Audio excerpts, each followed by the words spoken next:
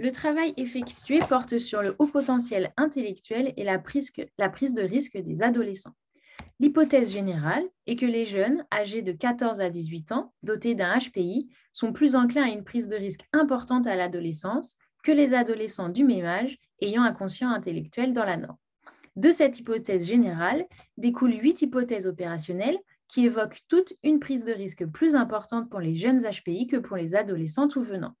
Celles-ci sont synthétisées au travers des 2 rectangles orange, où d'un côté se trouvent des facteurs prédisposant aux conduites de risque, c'est-à-dire la curiosité et l'ennui, et dans l'autre rectangle figurent les conduites à risque liées à la consommation, à l'alimentation, les comportements routiers et la violence.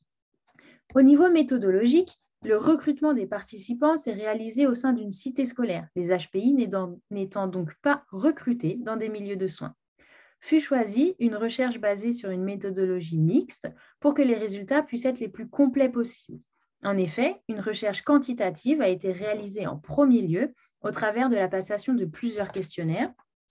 Les 3 premiers permettent des mesures quantitatives de l'engagement dans des conduites à risque de notre population, à savoir l'échelle de recherche de sensations pour les adolescents, le dépistage de consommation problématique d'alcool et de drogue chez les adolescents, l'échelle d'engagement et de perception des risques, et enfin le dernier, le Big Five, qui permet de mesurer certains traits de la personnalité, dont le degré de curiosité qui nous intéressait tout particulièrement.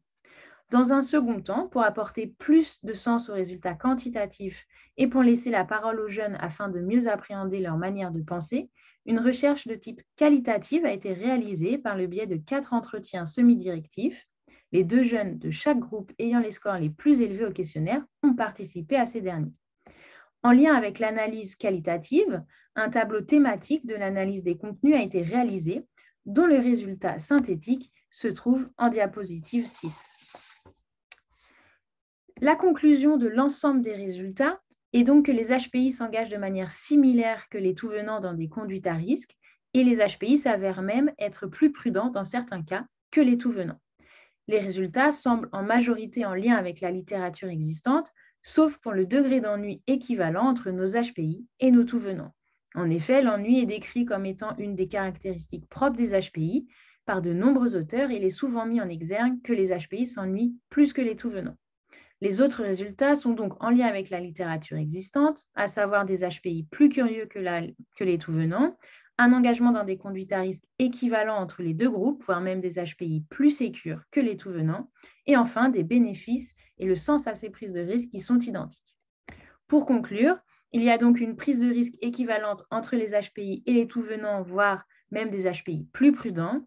Nos résultats peuvent supprimer certains clichés encore très présents envers les HPI, et l'HPI peut être vu comme une chance à exploiter. Merci de votre attention.